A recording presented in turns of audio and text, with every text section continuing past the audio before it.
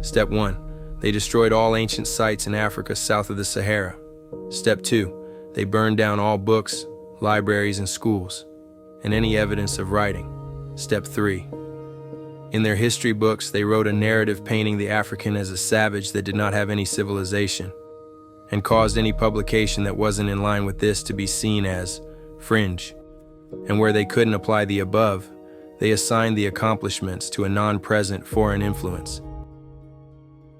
Well, we are lucky enough to have primary sources that will show what really happened to all the African monuments. European colonization in Africa was often accompanied by the destruction of indigenous cultural heritage, both physical and intellectual.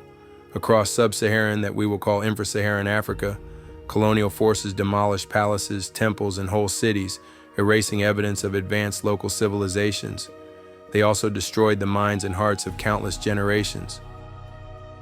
They suppressed or eliminated local writing systems and literature through deliberate book burnings, looting of archives, or policies favoring European languages. This report compiles historical evidence from scholarly research, first-hand colonial accounts, and oral histories, documenting key instances of such destruction. It is organized into two main sections. 1. Physical structures, cities, palaces, temples, destroyed by colonists. And 2. Writing systems, manuscripts, and libraries that were lost or suppressed due to colonial actions. And as always, we will be using first-hand accounts and academic sources that we will leave in the video description. To get a sense of how lucky we are to have any remaining monuments in Africa, we have to listen to the words of the Portuguese soldier Miguel de Castañoso, who served under Cristóvão da Gama and visited Ethiopia in 1544. In his journal, he wrote, and I quote, "There are here certain churches cut out of the living rock, which are attributed to angels. Indeed, the work appears superhuman, because though they are of the size of the large ones in this country, they are each excavated with its pillars, its altars, and its vaults out of a single rock, with no mixture of any outside stone. When the Moors overran this country, they wished to destroy these churches, but could not either with crowbars or with the gunpowder which they exploded in them, doing no damage at all." There is an ancient Kemetic proverb that goes, "Suffering in search of the truth gives meaning to the truth." Many thriving African urban centers and monuments were reduced to ruins during colonial incursions. From West Africa to Southern Africa, colonial expeditions frequently resorted to burning and razing of local empires. The examples below highlight notable cases, describing the scale and significance of the original sites and the circumstances of their destruction. In Northeast Africa, Sudanese and Ethiopian sites also faced destruction. After the Battle of Omdurman, 1898, which gave Britain control over the Sudan, Lord Kitchener took drastic steps to quash Mahdist resistance. The Mahdi's tomb in Omdurman, a large domed tomb that was the most sacred site for the Mahdists, was bombarded and blown up on Kitchener's orders.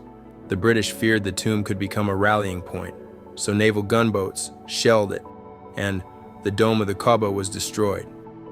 Kitchener then desecrated the Mahdi's remains. His body was exhumed and thrown in the Nile, the skull taken as a trophy. Along with the tomb, its adjacent mosque was reportedly demolished. This was a deliberate act of cultural repression. British officer Winston Churchill, who was present, noted that Kitchener carried off the Mahdi's head in a kerosene can as a trophy after destroying his resting place. The Mahdi's tomb was later rebuilt only in 1947 after Sudanese independence. In Ethiopia, the 1868 British expedition to Magdala, though just outside the colonial scramble for Africa, it foreshadowed colonial-era looting, similarly ended with British troops burning the mountain fortress of Emperor Tewodros II. Magdala had been Tewodros' citadel and treasury. When the British assault succeeded, Tewodros committed suicide. The victors then looted the fortress and the church of Madane Alam, seizing hundreds of manuscripts, royal jewelry, crowns, crosses, and other religious artifacts before burning it to the ground. Over 300 manuscripts were immediately sent to the British Museum by an accompanying curator, and the rest of the plunder auctioned off. This raising of Magdala wiped out a repository of Ethiopia's national history, including Tawadros's archives and tax records, a fact still lamented by Ethiopians today. Such incidents in Sudan and Ethiopia illustrate how colonial or related military actions often aim not just at political victory but at symbolically destroying African religious and state institutions. The palace of Amadou Tall at Ségou stood as the very heart of the Tukulur Empire, its rammed earth walls and towers symbolizing both political authority and cultural achievement. Situated on the banks of the Niger, the Lamdo's residents governed a realm that stretched westward to the Senegal frontier and southward along the river's fertile bends. From its lofty vantage, the palace oversaw a network of provinces bound together by shared language, faith, and the king's mandate. Architecturally, the palace was a marvel of Sahelian design.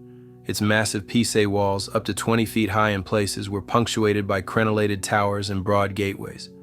Inside, arched courtyards opened onto chambers lined with ornate plasterwork in Moorish style, while lofty wooden beams supported roofs that provided shade from the unrelenting sun.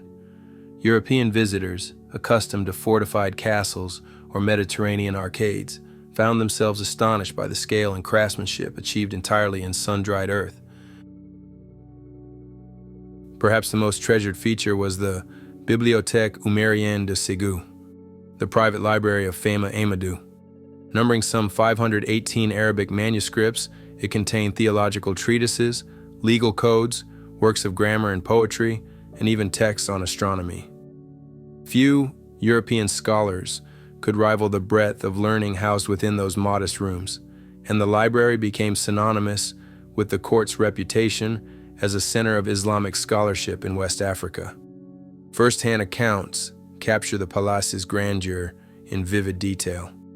Eugène Mage, a French officer who wintered at Ségou in 1868, included an illustration captioned "Entrée du Palais d'Amadou," a Ségou Sikoro, noting the gateway's graceful lintels and the guards in their flowing robes. Decades earlier, Scottish explorer Mungo Park wrote of the crowded population and the cultivated state of the surrounding country, describing a vista of civilization and magnificence he little expected to find in the bosom of Africa. Within its walls, learning thrived. Though European observers seldom recorded the daily workings of its classrooms, the presence of dozens of Quranic teachers, ulama, adept in grammar, nahu, jurisprudence, fiqh, and theological debate, kalam, suggests that palace chambers doubled as madrasas for the sons of nobility and visiting scholars. Students transcribed manuscripts by lamplight, debating verses and legal opinions long after the midday heat had subsided.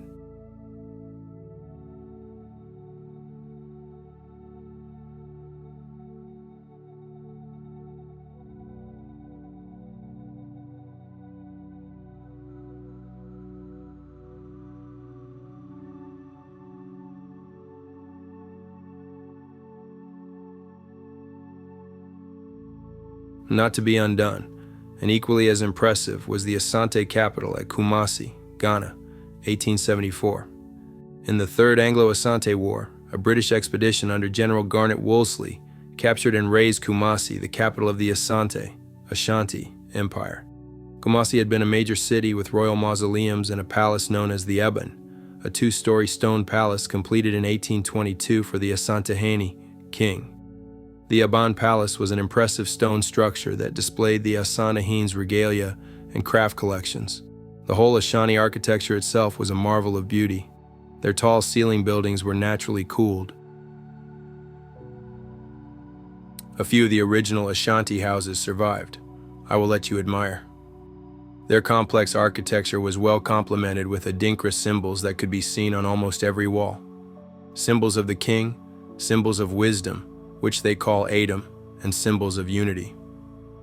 When British troops entered Kumasi in February 1874, they found the city abandoned and were astonished by the size of the royal palace and its contents, including rows of books in many languages.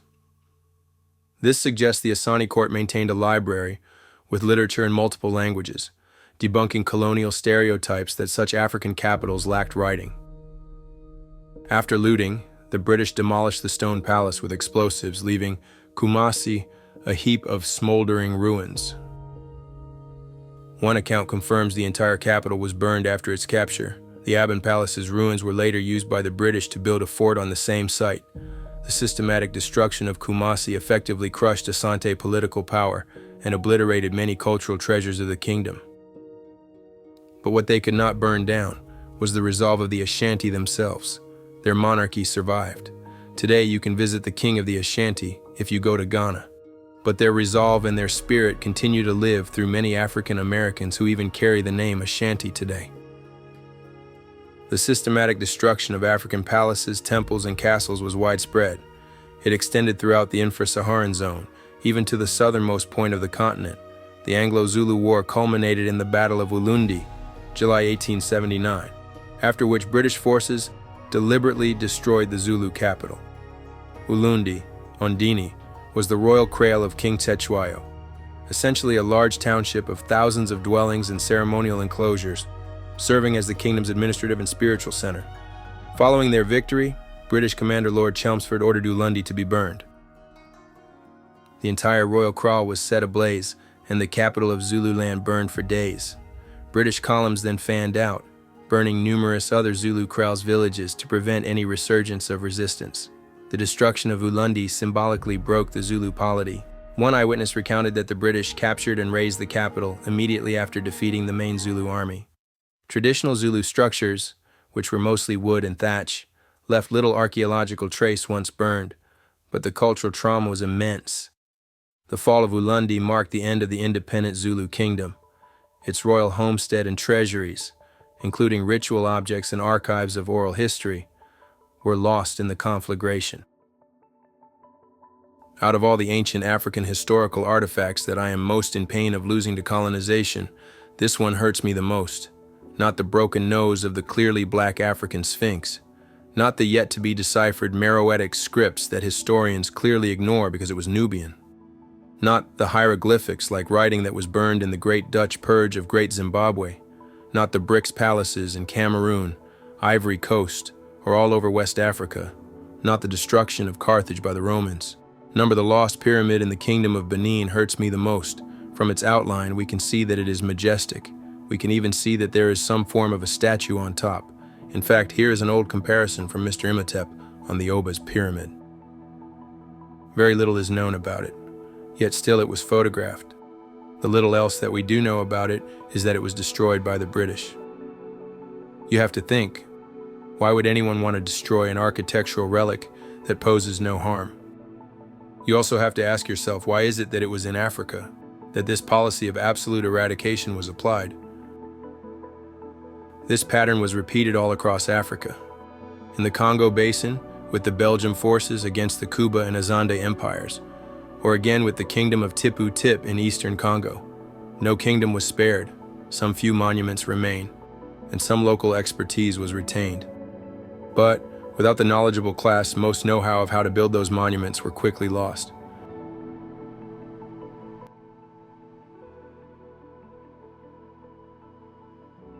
Colonialism in Africa also led to the loss of written heritage, from the disruption of indigenous writing systems to the destruction or confiscation of books and archives. Pre-colonial infra-Saharan Africa was far from illiterate, as early colonial ideologues had alleged. Numerous societies had their own scripts or wrote in Arabic, Ajami, and rich manuscript traditions thrived in centers of learning. Yet during the colonial era, these written cultures suffered heavily. European missionaries and administrators often dismissed local scripts as primitive or pagan, replacing them with Latin script, and in some cases actively suppressing their use.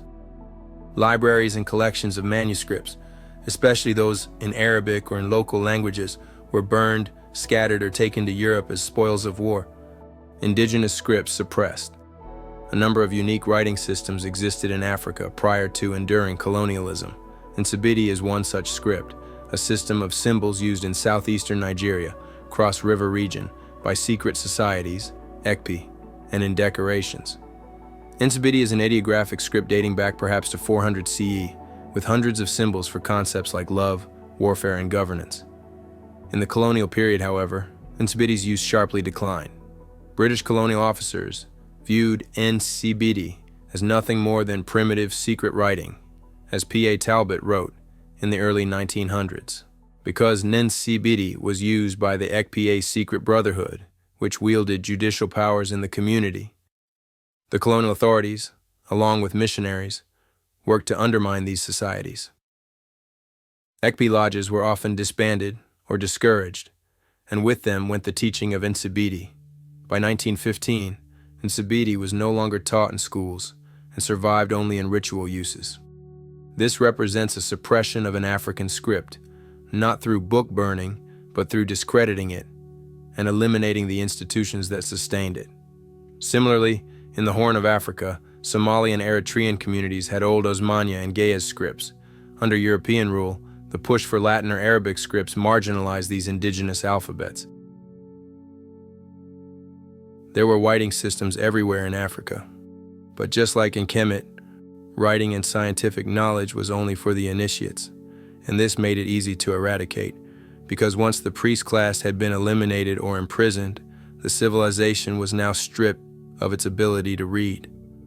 That, combined with the looting and destruction of books and artifacts with writing on them, meant that in a few decades, the lie of the illiterate African could be popularized. In 1871, the German explorer Carl Gottlieb Mauch became the first European to publicize the ruins of Great Zimbabwe. Guided there by the trader Adam Render, Mauch was struck not only by the scale of the stone walls, but by carvings that he likened to Egyptian hieroglyphs. As later recorded by J. Theodore Bent, Mauch wrote,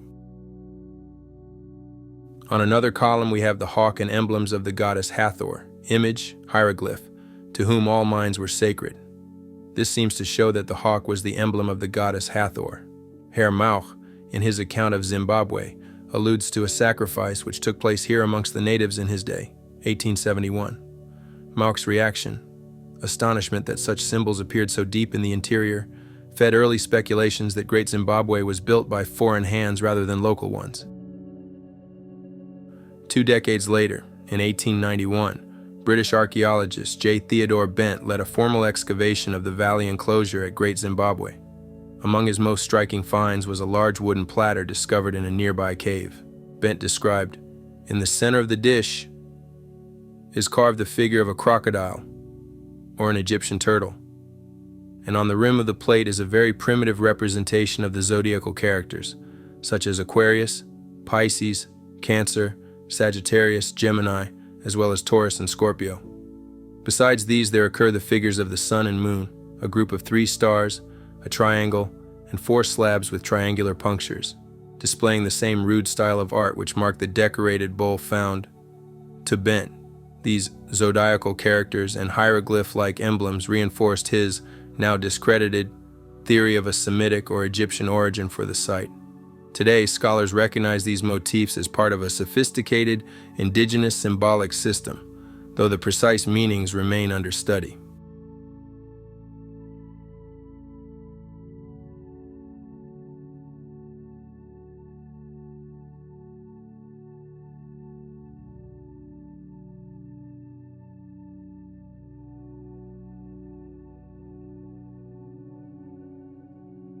In other cases, because of their extreme isolation, monument and writing systems have survived, like in the case of the Dogon. The current locale of the Dogon, which is far from any of the well-traveled routes of modern society, may have been a deliberate choice based on its ability to shelter a valued traditional way of life from unwelcome outside influences. The Dogon are thought to have migrated to this region from the Niger River in the 1500s as a way of avoiding invading forces. If you like this kind of video, you know what to do. I will be selecting amongst my Patreon members, YouTube members, and commenters to select a winner. And here, because European explorers were looking for familiar writing systems, it took them a long time to recognize the system used by the Dogons. A system that uses thousands of symbols to denote words or concepts, a system that is maintained by the priests or initiates. And when we say it is similar to hieroglyphics, we mean that they both use the same approach to record information, although the Dogons is more symbolic than hieroglyphics. But even more surprising is the fact that they share meaning for many of their foundational symbols. For example, the spiral sign, used by the Dogon to denote the primordial cosmic motion, parallels the Egyptian spiral of life glyph. The fish motif, representing the Noma water spirits, resembles the Egyptian fish hieroglyph denoting water or life, and the rosette or starburst sign, linked to Sirius in Dogon myth, mirrors the Egyptian star glyph. Concentric circles stand in for the sun disk, while cross-shaped forms evoke the cosmic axis, both foundational in Dogon and Egyptian cosmologies.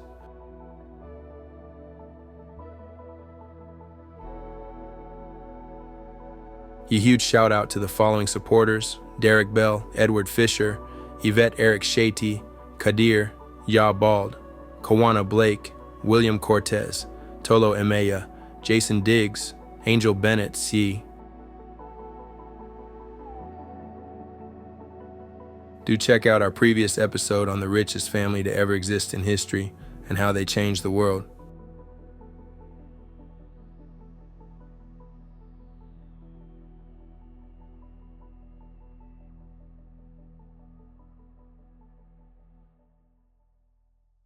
Join us and see how those who are said to be without history birthed civilization itself.